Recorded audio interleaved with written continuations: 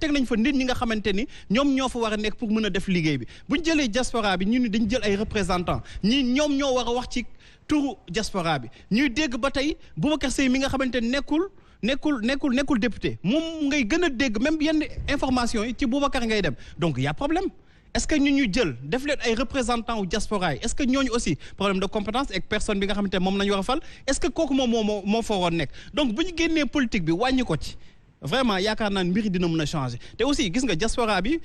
il faut ñu delloo leen njukkal mais aussi ñu gën leen valoriser 1000 milliards ku koy dugal sa réew du partenaires yi ñoo koy dugal Sénégal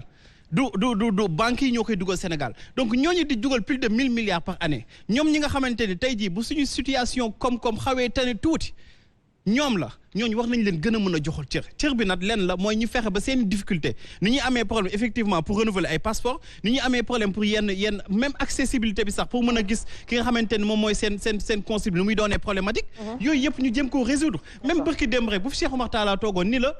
xaalis bu ñu jëloon ni dañ koo octroyer diaspora bi ni pour ñoom pour jàppale leen mais moom ba tey jotul xaalis bi autant de sénégalais yoo xamante ni dañu mujj obligé di organiser manifestation ci Paris la wala ci Italie devant le consul parce que jotuñu xaalis boobu donc tant que mi ngi am ces genres de comportement mën nañu am ay idées yu baax mais idées yi il faut que am ay nit ñoo xamante ni ñoo ko war a matérialiser te nit ñooñu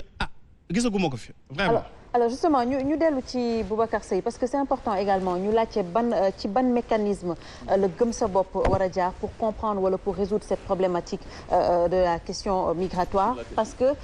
justement yaa ngi doon wax c'est important ngeen dem gis leen xam leen mais est-ce que tout loolu rek ça suffit. waaw mais voilà xam nga da nga wax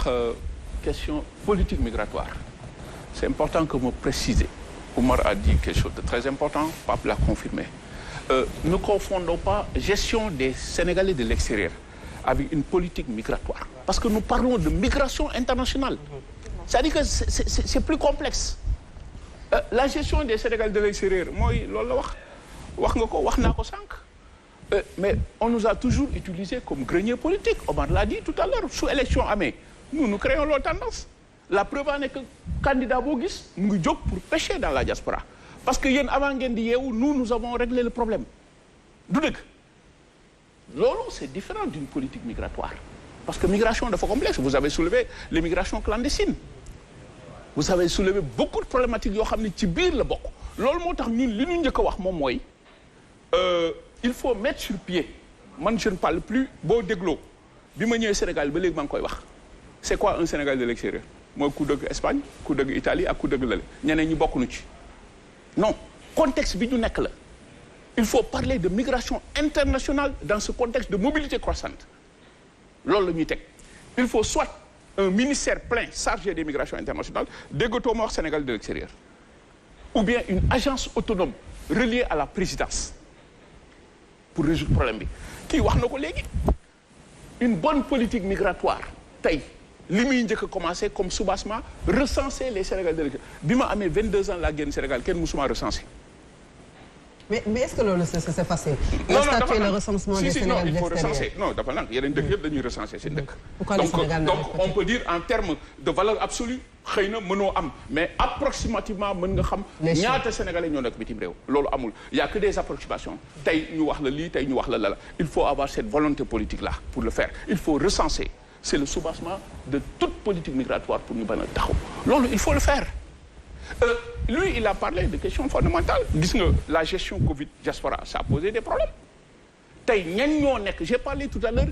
d'une nouvelle cartographie de la diplomatie sénégalaise avec de nouvelles juridictions c'est important xam nga li tax boo duggee dans les consulats et autres là on satisfait une clientèle politique da ngay gis koo xam ni comme Boubacar Seye la nekkoon di jaay ci dëkk bi politique diw mu ñëw nommé ko consul et vous avez là un problème de casting c'est un faux casting qui crée des problèmes parce que jël nga politicien boobu teg ko ci kaw le diplomate de carrière 98% des consuls et vice-consuls sont politiques il faut régler ce problème là parce que kooku su ñëwee xam nga lu muy wut un gain politique waratu xoolatu la neen mais problème boobu la ñu am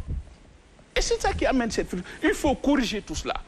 wax nga ko nag c'est là où je reviens jusque-là, il n'y a eu que des promesses. Moi, je suis diaspora avec beaucoup de casquettes dans la diaspora. Kon tey man mënuma dox ci leneen parce que diaspora fayuma